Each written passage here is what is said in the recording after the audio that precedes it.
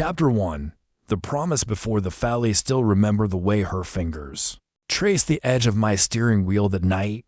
Leila had that half smile, the one that made me believe I could conquer the world if she stood beside me. "You'll beat him one day," she whispered, her breath warm against my ear. "Marcus?" I asked, though I already knew. She nodded. "Yeah, my ex, the golden boy. You'll beat him, and when you do, I'll be there, front row." Back then, I thought that promise meant something. That love meant something. We were sitting in my garage, grease-stained hands and cheap coffee between us. I was still tuning my old race car, the one everyone said was outdated. But when she smiled at me, I didn't care about the rust or the engine.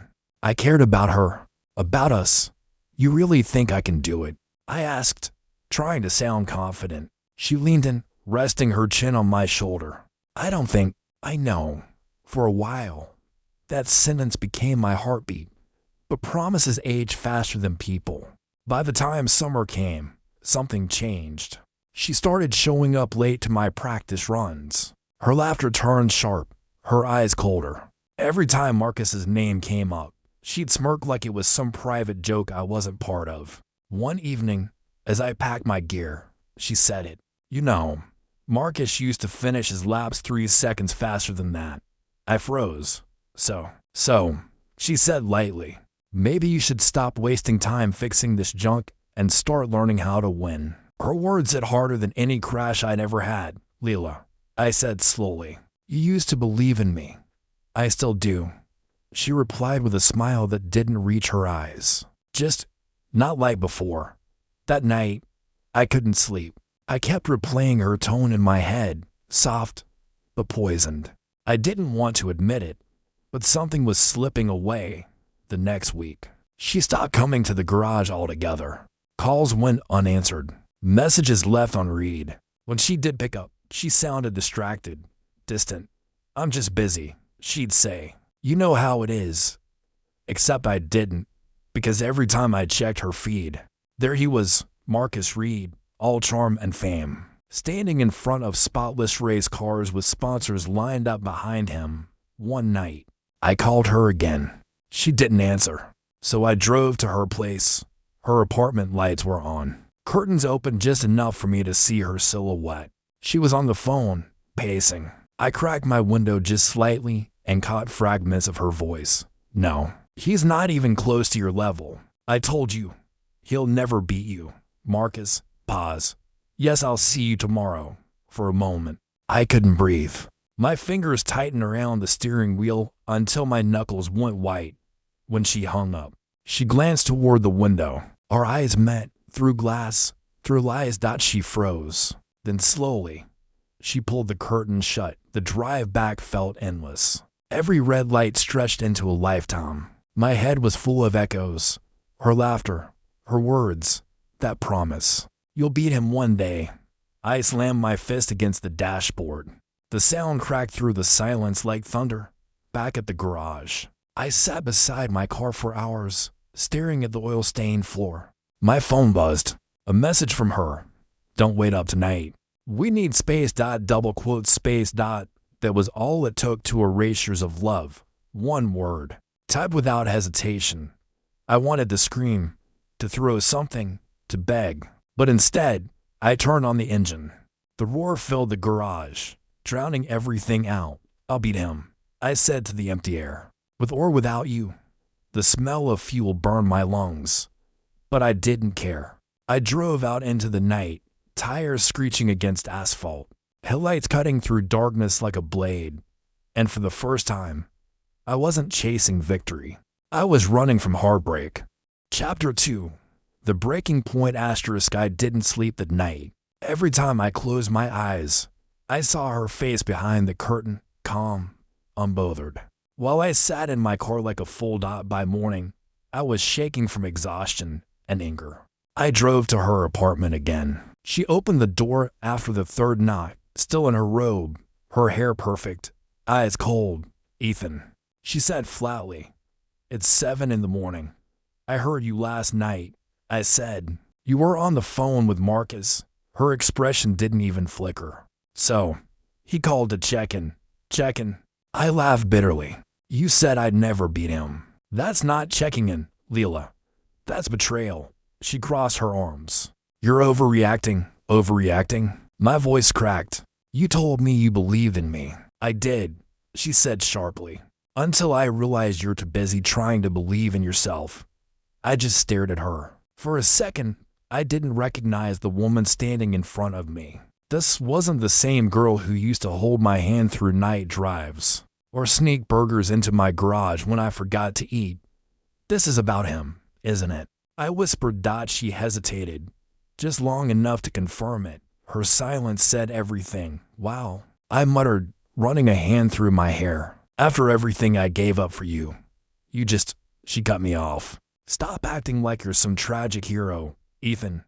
I waited for you to make something of yourself. But all you do is fix old junk and chase ghosts. Her words sliced straight through me. You think Marcus is better than me? Her eyes softened for a split second, then hardened again. He's already there. You're still dreaming about getting there. Something inside me snapped. You know what?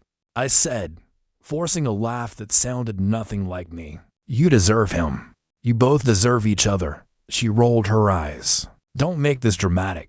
It's over. Let's just be adults about it. Adults. I echoed. You cheat on me and call it maturity. Don't twist it, she said. You were never enough for me, Ethan. That's the truth. The words hit like a crash. I stumbled back a little, trying to breathe. She didn't even flinch. She just stood there, arms crossed, like she was waiting for me to leave. Finally, she sighed. I'm tired of this conversation. Go home. I wanted to scream, to throw her words back in her face. But instead, I turned around and walked out. The hallway felt endless. Every step echoed like a countdown to the death of everything I used to believe in. By the time I reached my car, my hands were trembling. I slammed the door, started the engine, and just sat there. My reflection in the mirror looked foreign, hollow eyes, clenched jaw. A man who'd lost something he couldn't name. My phone buzzed again. One new message. Marcus Reed. See you on the track, kid. I froze. He knew. Of course he knew. I threw the phone against the dashboard, the screen cracking on impact. I screamed until my throat burned, until there was nothing left inside me but static. The next few days blurred together. I didn't eat, didn't train, didn't answer calls. The garage felt haunted. Every corner whispered her name. Her jacket still hung on the chair. Her perfume still lingered in the air. I tried to work, but my hands wouldn't stop shaking. I spilled oil, dropped tools, cursed at myself until my voice went raw. On the third night, I finally cracked. I tore every picture off the wall, the ones of us smiling beside the car, her wearing my jacket, her laughing at something I said. I ripped them to pieces, one by one. When it was over, I sat on the floor, surrounded by fragments of a life I no longer wanted. That's when Coach Darius called. His voice was calm, steady, too calm for the chaos in my head.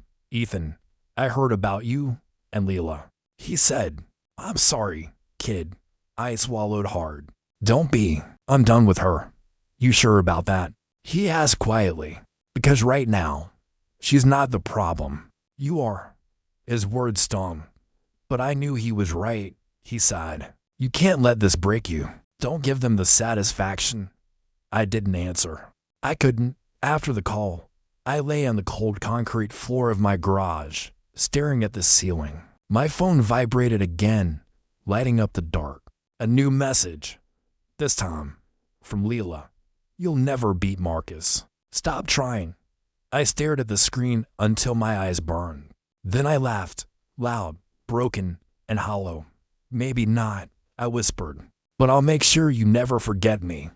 And with that, I tossed the phone across the room, turned off the lights, and let the darkness swallow me whole.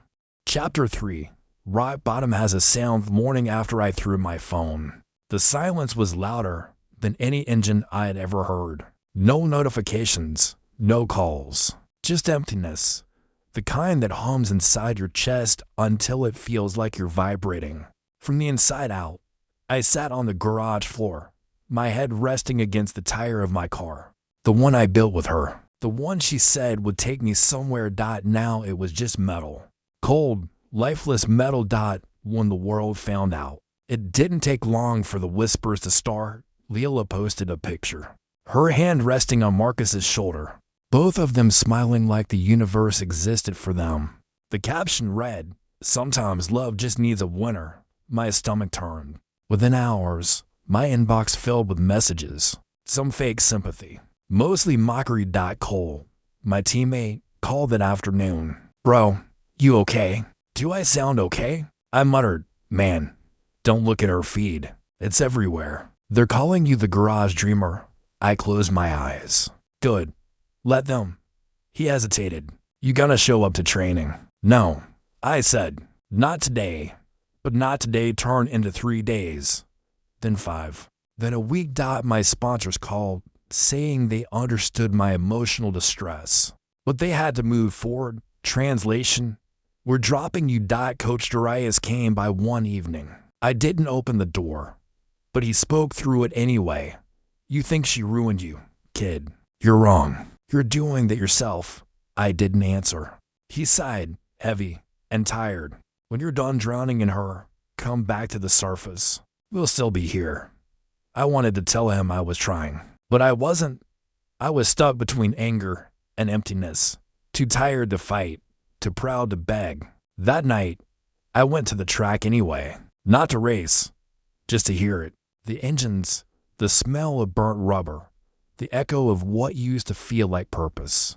The crowd was smaller than usual, but loud enough to sting. Marcus was racing. Leila was in the stands. I stayed behind the fence, hidden in the dark. When he crossed the finish line first, she stood up and clapped. Her smile looked staged, the same one she used to give me. Someone nearby whispered, "Isn't that her ex? The one she left for Marcus?" "Yeah."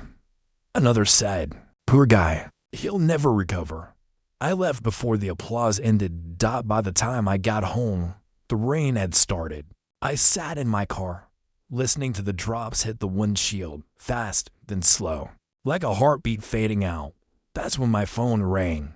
Nora. I hadn't heard her voice in weeks. She was one of the few people who didn't take sides. Quiet, steady, always in the background. I hesitated, then answered. "Hey, Ethan," she said softly. I saw the posts. "I'm sorry." "Don't be," I muttered. "I was stupid." She told me who she was. I just didn't listen. There was silence. Then, "Do you want me to come by?" "No," I said quickly. "You don't have to." "Maybe not," she said. "But you shouldn't be alone." I didn't respond. The rain filled the silence between us. Finally, she sighed. "You know, she wanted to see you fall. Don't give her the pleasure." Her words hit deeper than she probably meant them to. I swallowed. "What if I already have?" "Then get up," she said. "Even if it's just to prove her wrong." She hung up before I could answer. I stared out the window for a long time, watching the water trace crooked lines across the glass. When I finally stepped out of the car, the rain soaked through my clothes instantly. I walked into the garage, started the engine, and let it roar until my chest vibrated. The noise drowned everything. Her voice, her laugh, her lies. I pressed harder on the accelerator, the sound echoing off the walls like thunder. "I'll get up," I whispered. "You'll see." But as the engine screamed, something inside me cracked again. My vision blurred. My ribs ached from the last crash I'd had months ago. But I didn't care. I pushed harder, faster, louder, until smoke filled the air and my car bucked under the strain. Then a sharp jolt. Metal against concrete. The sound was deafening. When the world finally went quiet, I was on the floor, my hand bleeding, the engine dead. The silence after the crash was so complete, it felt like the earth had stopped spinning. Rock bottom doesn't look like a moment. It sounds like one. A car dying, a dream shattering, a heart breaking. I closed my eyes, letting the cold air settle over me. And in that silence, I made a promise to myself not to win her back, but to make her regret letting me go. Chapter 4. Fuel and Fire. I woke up 2 days after the crash with my hand bandaged, and my body aching like I'd been run over twice. Cole was sitting on a stool beside my bed, scrolling through his phone. Finally, he muttered without looking up, "I was starting to think you died just to avoid talking about your feelings." I groaned. "What happened?" "You tried to raise a wall," he said. "The wall won." I managed a dry laugh, but it hurt. "Figures." He put his phone down, face serious now. "You scared us, man. Dryas almost called the cops when you didn't pick up." I turned away. "He shouldn't have bothered." Cole sighed. "You can't keep doing this to yourself." "I'm fine," I said automatically. "No, you're not." He snapped. "You're angry, humiliated, and heartbroken, in that order. You think wrecking your car's gonna fix that?" I didn't answer. I didn't have to. He stood and looked down at me. "You can either sit here and rot, or you can use the pain for something that actually matters." When he left, his words echoed louder than my engine ever had. The next day, Coach Darius showed up. He didn't knock. He never did. Just walked in, arms crossed, eyes sharp. "You look terrible," he said. "Good to see you too." I muttered. He ignored that. "You want to keep racing or not?" I blinked. "What?" "There's an event next month," he said. "Underground. No sponsors, no cameras, just real drivers. You win that, people start noticing again." I sat up slowly. "You're serious?" "As a heart attack," he said. "But you'll have to train harder than you ever have. And this time, you're doing it for you, not for some girl who ditched you." I hesitated. "I don't know if I can." He crouched beside me, voice low. "You don't have to know. You just have to start." Something about that hit me. He handed me a folded piece of paper. "Details about the race." I stared at it for a long time after he left. The edges were already smudged with oil from his fingers. A reminder of the only world I ever belonged to. The night, I dragged myself to the garage. My car was wrecked, smoke-stained, and silent. But as I stood there under the dim light, something inside me flickered. If she wanted me broken, I'd make sure she'd never see me beg. The next few weeks were brutal. I trained from sunrise to midnight. Every lap burn, every mistake felt like a slap. I rebuilt the car from scratch, hands bleeding and muscles screaming. Cole helped where he could, tossing me tools and sarcastic comments. "You're starting to look human again," he said one night. "I wasn't aware I stopped," I replied. He grinned. "Oh, you stopped. But hey, at least you're sweating instead of sulking." Darius pushed me harder. "Control your anger, kid," he'd shout over the roar of engines. "Rage burns fast. Discipline lasts." At first, I didn't get it. But then I started noticing. When I focused, when I stopped picturing her face every time I hit the throttle, I got faster, cleaner. It wasn't about revenge anymore. Not completely. It was about not letting her name define my limits. One night, after a long session, Nora showed up at the track. She leaned against the fence, watching me finish a lap. When I pulled in, she walked over. "You look different," she said, older. "Calmer," she said with a small smile. "You're not chasing her ghost anymore, are you?" I wiped sweat from my forehead, trying not to.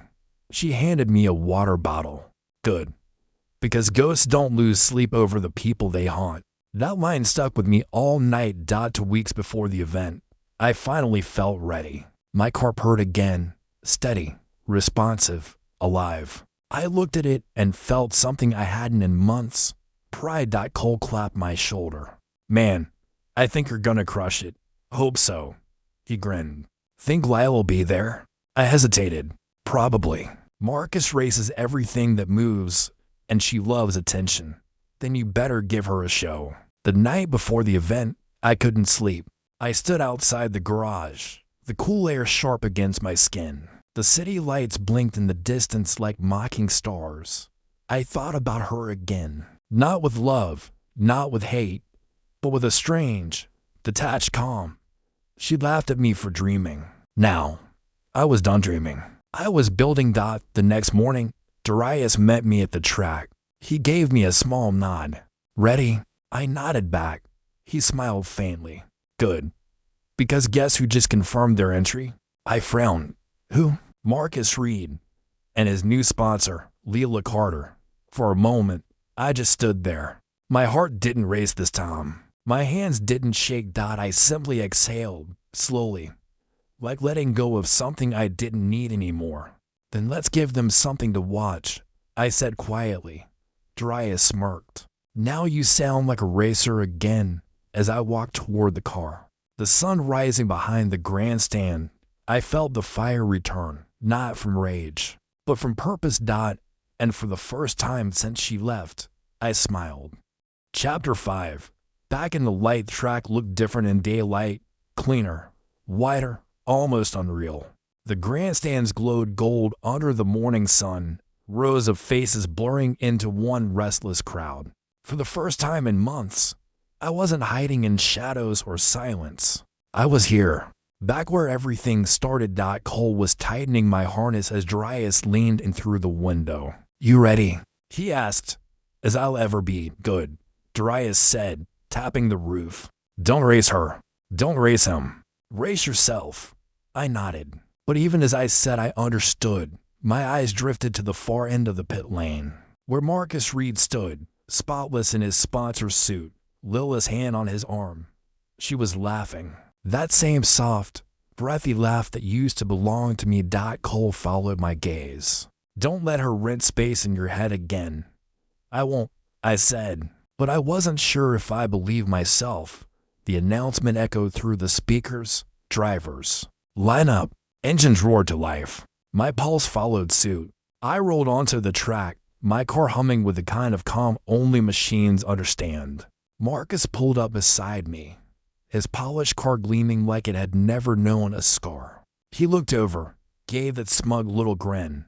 Well, he said through the headset. Didn't think you'd actually show. Wouldn't miss it, I replied, eyes forward. Still driving that antique. I smiled. Yeah. Figured I'd let the car with soul do the talking. He chuckled. Let's see if that soul can keep up. The signal lights flashed red. 3, 2, 1 green. The world exploded. Tires screamed. Engines howled. Every muscle in my body locked into rhythm with the machine. My car gripped the asphalt like it remembered every heartbreak that built it, lap after lap. I held my line. Marcus stayed close. To close. Every turn a duel. Every straight a test of nerve. The wind roared through the open stretch, carrying fragments of cheers and gasps from the crowd. Halfway through, his car brushed mine, just enough to send a message. Careful. His voice crackled in my ear. Wouldn't want history to repeat. I bit down hard on my lip, forcing my hand steady. You're right, I said. This time, I'm the one who wins. By the 5th lap, the pack had thinned. It was just us, two ghosts from the same story, chasing different endings, every turn, every breath. I could feel Lila's eyes somewhere in the crowd. I didn't need to see her to know. Cole's voice cut through the radio. You're half a second behind. You've got the tighter line. Trust it. I inhaled sharply, focused. I thought about every insult she'd thrown, every laugh Marcus had stolen. Every night I spent rebuilding the engine she said was a waste of time. And I pushed. The car surged forward, tires biting into the curve like teeth. For a split second, I saw Marcus glance in his mirror, surprise flashing across his face. Then I was ahead. The crowd's roar broke like thunder. Cole's voice was wild in my headset. That's IT. Hold IT. The last lap was pure instinct. The world blurred. Tunnel vision locked on the finish line. My breath synced with the engine. 1, 2, 3. A single heartbeat of speed and fury. When I crossed the line, I didn't cheer. I just exhaled, slow, steady. Cole was shouting in my ear. Darius was pounding the pit rail. But I just sat there, hands shaking on the wheel, feeling the quiet settle over me like smoke after a storm. Then I looked up and saw her. Leila stood at the edge of the pit, frozen, her expression unreadable. Marcus pulled in behind me, slamming his steering wheel in frustration. She didn't go to him. She just stared at me. When I climbed out of the car, she took a hesitant step forward. Ethan, I didn't answer. I walked past her, every word she'd ever said echoing in reverse. You'll never beat him. You're wasting your time. He's better. I stopped beside her, close enough for her perfume to drag up 1,000 memories, then said quietly, Guess you were wrong. Her lips parted, but no words came. Marcus stormed over, furious. You think this changes anything? I turned to him. No, but it changed me. Then I left them there, perfect, polished, and suddenly powerless. Back in the garage, Darius grinned like a proud father. Knew you had it in you. Cole raised a bottle of water in mock salute. To heartbreak, nature's best fuel. I laughed. Finally, not the bitter kind. The real kind, outside. The sun was setting, streaking the track in amber. My car sat in the light, battered but undefeated, for the first time in a long while. I didn't feel like I'd lost anything. I felt like I'd found something. Myself. Chapter 6. What she said after the finish. Lyneth's sun had already dropped behind the bleachers. When I stepped out of the garage, the world was quieter now. Engines cooling, fans leaving, camera crews packing up. But I knew she was still there. I could feel it. Leela. She was standing by the fence, arms folded, hair pulled back. The same look she used to wear when she was about to lie but wanted to sound sincere. When she saw me, she smiled, small, unsure. You really did it. I told you I would. She took a slow step closer. Ethan, I didn't think you'd actually come back. I noticed, I said, my tone flat. You seemed busy. Her eyes flicked down. Marcus, don't. I cut in. Don't say his name. She flinched like I'd hit her. There was a time I would have apologized for that. Not anymore. I made a mistake, she said quietly. I thought I wanted stability, a future that made sense.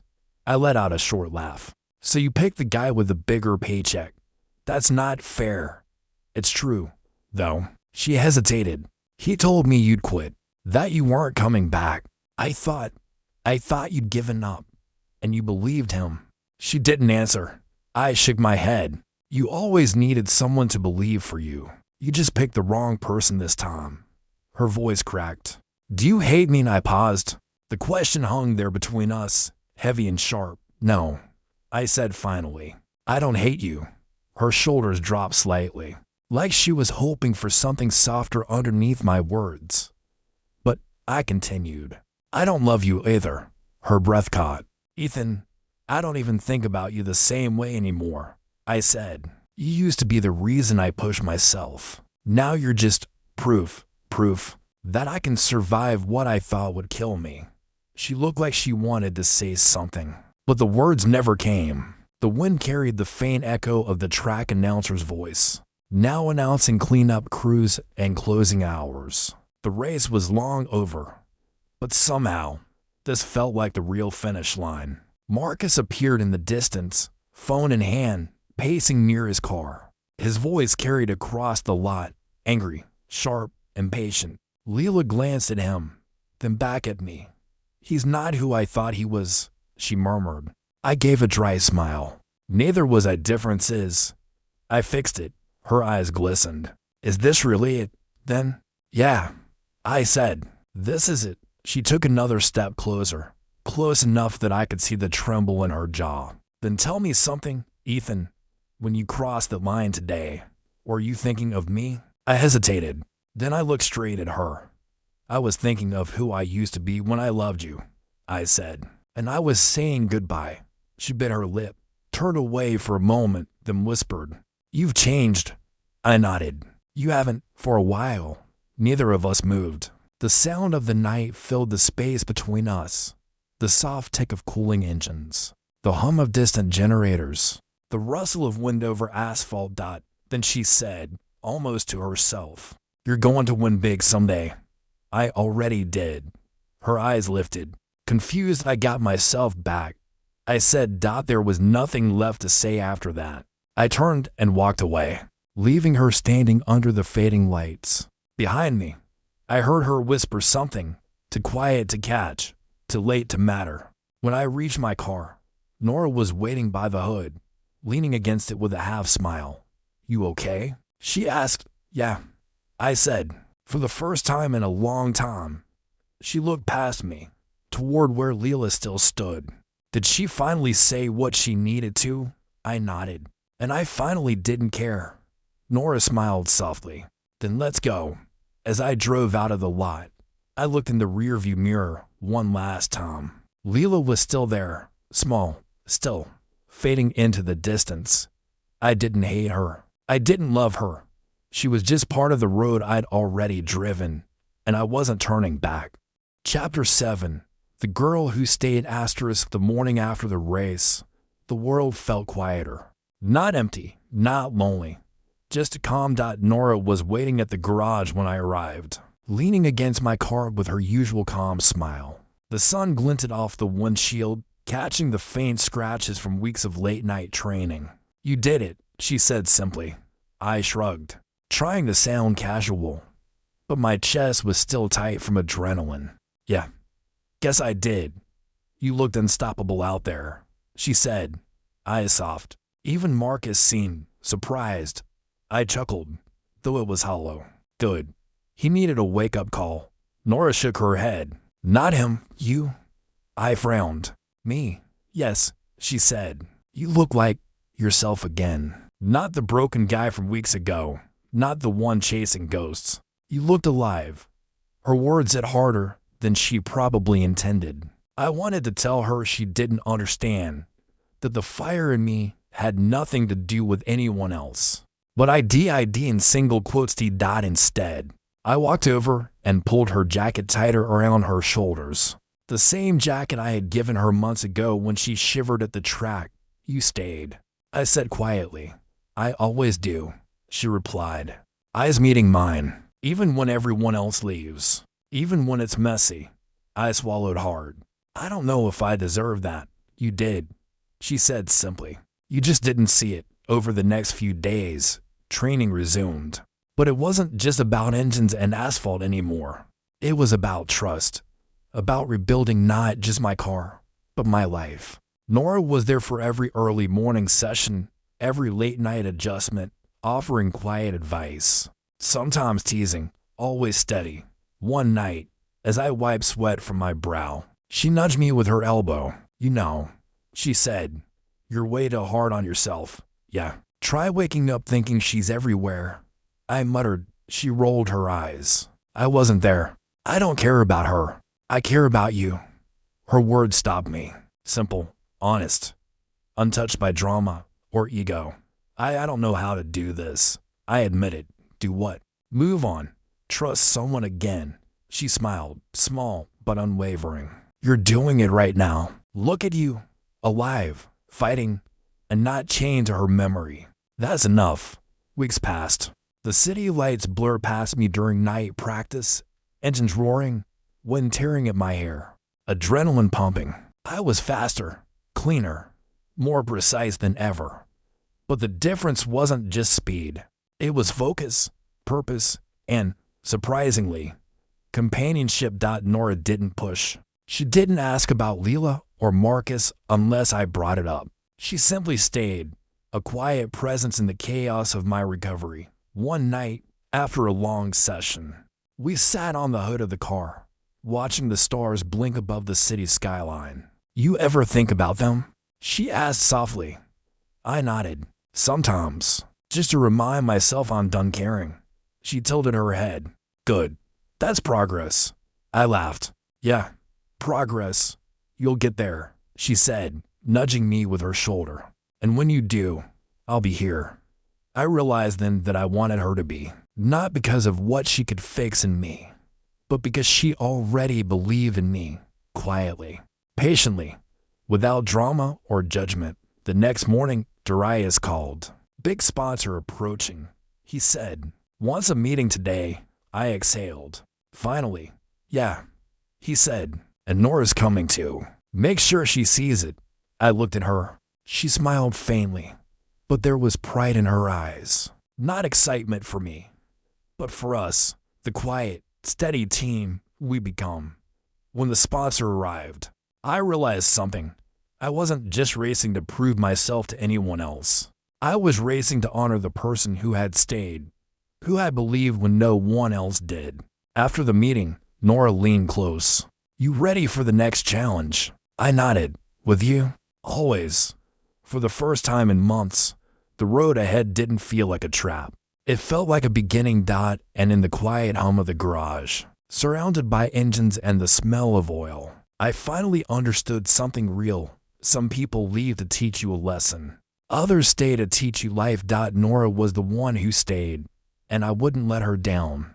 Chapter 8. The shadow of the past. The city's skyline glowed orange under the late afternoon sun, casting long shadows over the track. I tightened my gloves and adjusted my helmet. My car purred beneath me, every panel polished, every engine wire tuned. It wasn't just a vehicle anymore. It was a reflection of everything I had rebuilt myself. Cole leaned against the pit wall. "You ready for round 2? "I was born ready," I muttered, though my pulse thrummed in my ears. He smirked. "Famous last words, buddy. Just remember, don't let them get in your head." I didn't answer. My eyes had already found them. Marcus was standing by his car, all polished charm and arrogance. Leela was beside him, arms crossed, a mixture of curiosity and something else I couldn't name. Something that looked like regret.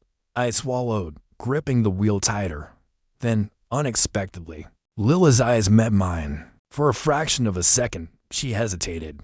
The confidence she had worn like armor now seemed fragile. I said nothing. I didn't need to. The announcer's voice echoed across the track. Final lap. Last chance. Drivers, line up. Engines roared. Tires screamed against asphalt. Adrenaline tore through me like fire. Marcus shot me a grin. "Still using that antique?" "Yeah," I said through the headset. "And it's faster than you think." The signal lights flashed red. 3, 2, 1 green. The track became a blur. Every curve, every straight, every roar of my engine and Marcus's car merged into one rhythm. Pure, unbroken, electrifying. I remember Lila's laugh from months ago. The sneer she used to hide her fear of losing me. I remembered every sleepless night, every drop of sweat, every scar I'd earned in the garage. And I pushed. Marcus was close, too close. I could feel the heat of his car beside me, smell the leather of his interior through the vent. His voice came through the headset. "Think you can keep up, kid?" "I know I can," I said, heart steady, hands firm. Halfway through the lap, Lila's voice crackled faintly in the crowd. I could feel her eyes on me, but it didn't matter. I wasn't racing for her anymore. I was racing for me. Cole's voice came through my headset, cutting through the chaos. "You've got him in the curves. Trust it." I focused. Every turn, every throttle, every heartbeat aligned with the machine. I wasn't just driving. I was rewriting myself. Marcus tried to overtake me on the last stretch. I anticipated every move, every shift, every swerve. I felt the engine roar in my chest, felt my heart hammer in rhythm. And then, I was ahead. The finish line approached like a promise fulfilled. The crowd's roar was distant now, filtered through a tunnel of focus and determination. I crossed first. When I slowed, my car trembling from exhaustion, I stepped out. Leela was frozen. Marcus's jaw was tight, eyes blazing with frustration.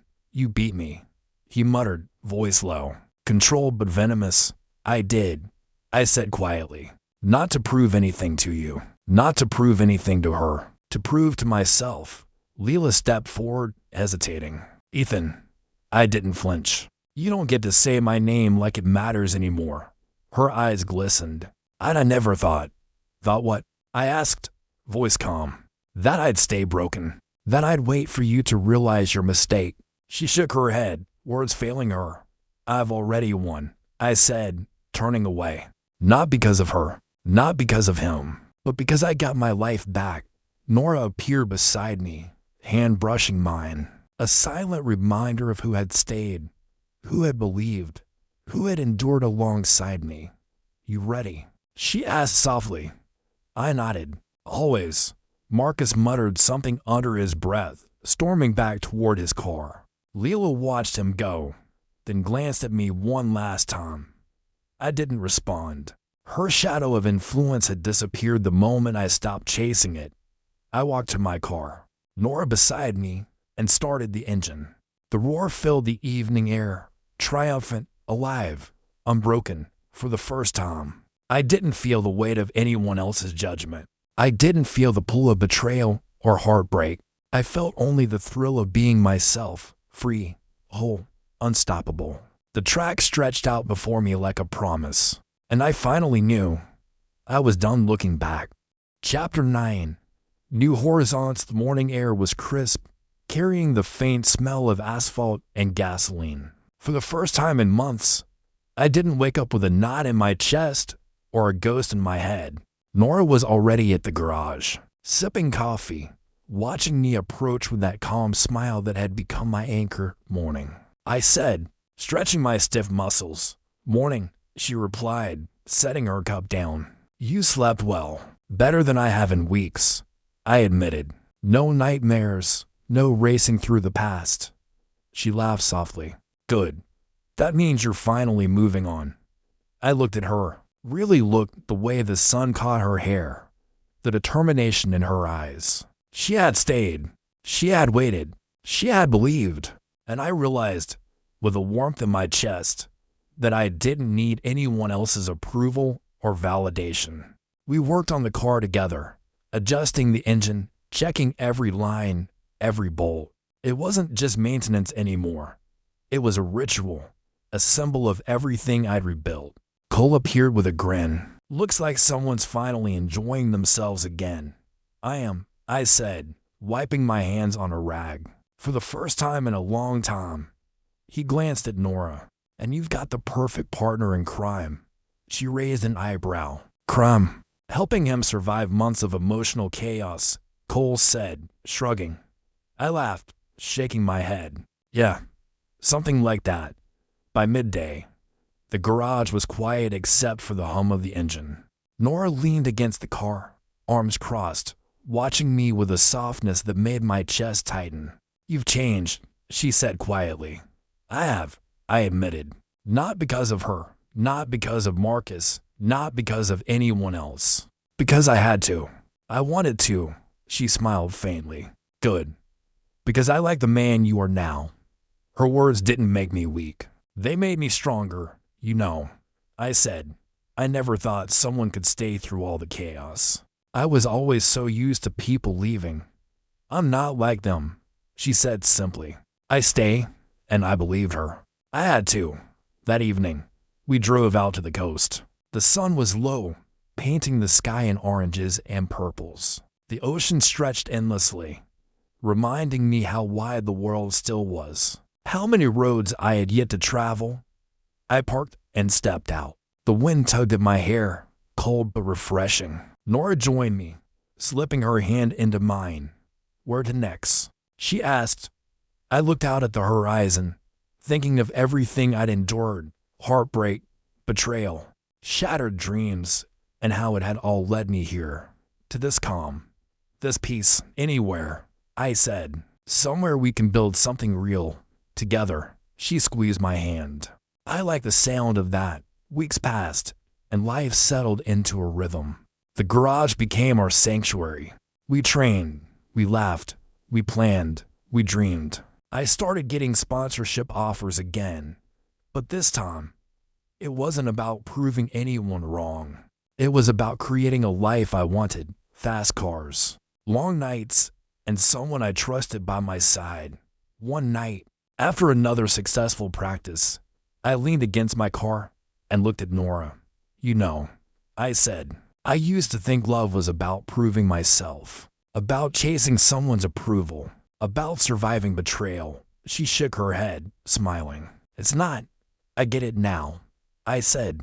"It's about trust, about staying, about finding someone who believes in you when everyone else doubts you."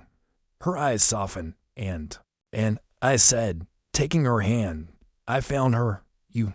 She laughed softly, leaning against me. Finally, I felt it, the weight of the past lifting, replaced by possibility, by hope. by a future I could actually touch. The sun dipped below the horizon, painting the world in warm golds and deep blues. The ocean whispered promises, and the road stretched out ahead, endless and full of life. I didn't need to look back. I had everything I needed right here, and for the first time in years, I was free. Chapter 10. A life reclaimed. The garage was quiet, except for the low hum of my car resting after its final test runs. I leaned against the hood, hands sticky with oil, and watched Nora move around, organizing tools and wiping her hands on a rag. Another long day, she asked, glancing at me. Long, but worth it, I admitted. Feels like I'm finally me again, she smiled softly. You are. I laughed quietly. Not just surviving anymore. I'm living. Really living. Her eyes met mine, warm and steady. And you've earned it. Every scar, every crash, every sleepless night. It led you here. I shook my head. It shouldn't have been this hard. Sometimes it has to be, she said, leaning against the car beside me. So you appreciate it when you finally get there. The sun was setting outside the garage, casting amber light through the windows. I thought about everything that had happened. Leila, Marcus, the crashes, the heartbreak, every betrayal, every tear, every doubt had shaped me. But none of it controlled me anymore. Nora nudged me with her elbow. Hey, stop brooding. You're not the hero of a tragedy anymore. You're the man who reclaimed his life. I smiled. You make it sound simple. It is, she said firmly. When you finally let go of the people who don't deserve you, life becomes lighter. I took a deep breath, letting the words sink in. I could still remember how heavy everything had been. Like I was drowning in someone else's mistakes, someone else's choices. Now it was different. I was standing, steady, and unshaken. Weeks later, I received a call from a top sponsor. The kind I had dreamed about. But this time, it wasn't about proving anything to anyone else. It was about me. Cole grinned when I told him. Guess you're finally in the big leagues. Yeah, I said. But I'm not racing for fame or revenge anymore. I'm racing for me. And I glanced at Nora, standing quietly beside me. For her, she smiled faintly, squeezing my hand. Good. That's all that matters. That evening, I drove out to the coast with Nora. The sky blazed with colors, a perfect canvas stretching forever. The ocean rolled gently beneath the fading sun, endless and steady. I like this, she said, leaning her head on my shoulder. Me too, I said. It's peaceful, finally. She laughed softly. You've changed. You don't chase ghosts anymore. No, I said. I leave the ghosts behind. For a long moment, we just sat there, the wind tangling our hair, the salt in the air, the world stretching endlessly in front of us. Then she whispered, Do you ever think about her? I shook my head. No, not anymore. What matters now is what I have in front of me. Her hand found mine, intertwined with mine naturally, firmly, like it had always belonged there. Good, she said, because I'm not going anywhere. Months later, I looked back at the past, at Leila, at Marcus, at every mistake I'd made. None of it hurt anymore. It was history, nothing more. Every heartbreak, every betrayal had led me here, to someone who stayed, to a life I chose for myself. I stood in the garage, looking at the car, polished and powerful, a machine I had rebuilt, just like myself. You ready? Nora asked. Always, I said, gripping the wheel. The engine roared to life, strong, steady, alive. I felt every heartbeat, every pulse of adrenaline, every spark of energy. This time, I wasn't racing to prove anything. I was racing because I could, because life was mine. And with Nora beside me, I finally understood what it meant to be whole. The track stretched out, endless and open, the horizon bright. I drove forward, leaving the past behind. Every mile a promise to myself, to live, to fight, to love, to reclaim everything that had been lost. I was free. I was alive. I was finally home.